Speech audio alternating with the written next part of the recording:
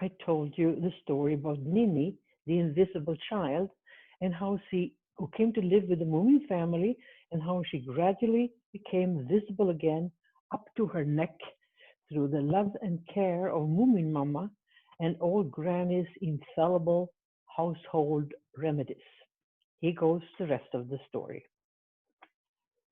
Little Moo gave a laugh and banged the table with her spoon. Fine that you've started talking, she said. Hope you have something to say. Do you know any good games? No, piped Ninny. I've heard about games. Moomin Troll was delighted. He decided to teach Ninny all the games he knew. After coffee, all three of them went down to the river to play. Only Ninny turned out to be quite impossible. It was clear that she played only to be polite and not for fun. Run, run, run, can't you? We cried. Can't you even jump? Ninny's legs dutifully ran and jumped, and then she stood still again with her arms dangling. The empty dress neck over the bell was looking strangely helpless. Do you think anybody likes that? Little Me cried. Don't you have any life in you? Do you want to be punched in the nose?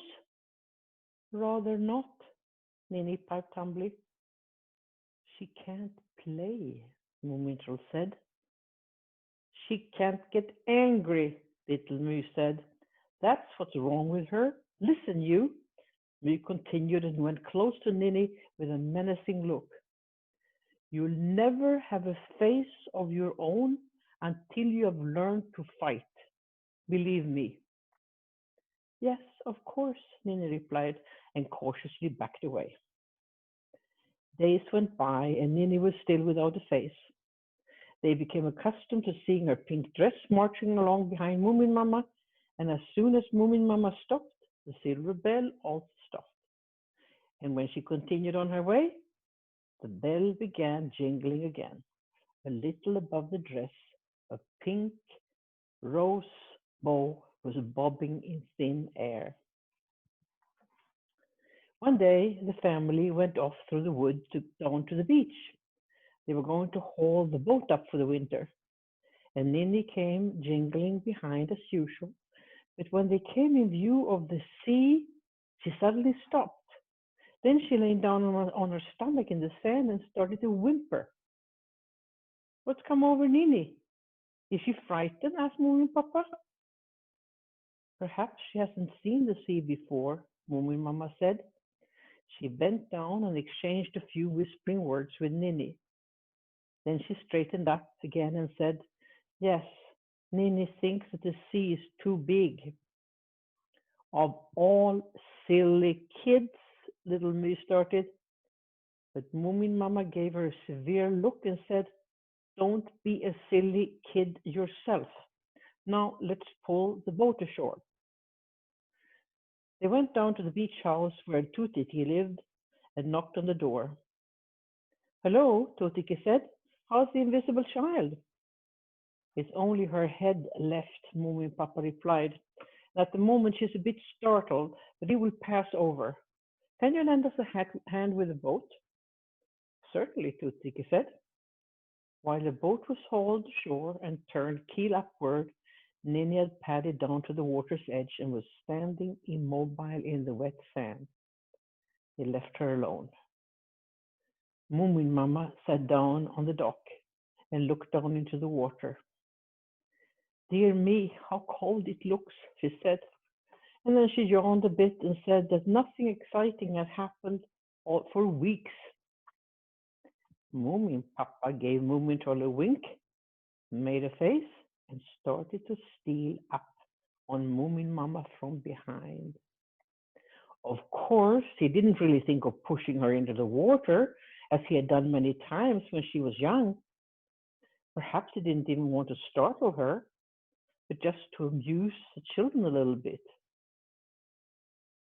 But before he reached her, a sharp cry was heard, a pink streak of lightning shot over the dock, and Moomin Papa let out a scream and dropped his hat into the water. Ninny had sunk her small, invisible teeth in Moomin Papa's tail, and they were sharp. Good work, cried little Moo. I couldn't have done it better myself. Ninny was standing on the dock. She had a small, snub-nosed, angry face above a red tangle of hair. She was hissing at Moomin Papa like a cat. Don't you dare to push her into the big, horrible sea, she cried. I see her, shouted Moomin Troll. She's sweet. Sweet? My eye, said Moomin Papa, inspecting his bitten tail. She is the silliest, nastiest, badly brought uppest child I have seen, with or without a face.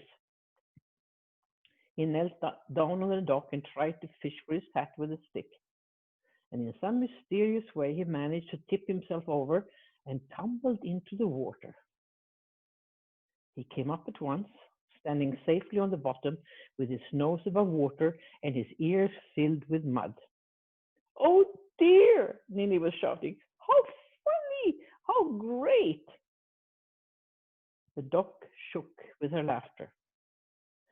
I believe she has never laughed before, Tootiki said wonderingly. You seem to have changed her. She's even worse than little Moo. But the main thing, of course, is that we can see her. It is all thanks to Granny, Moomin Mama said. The end.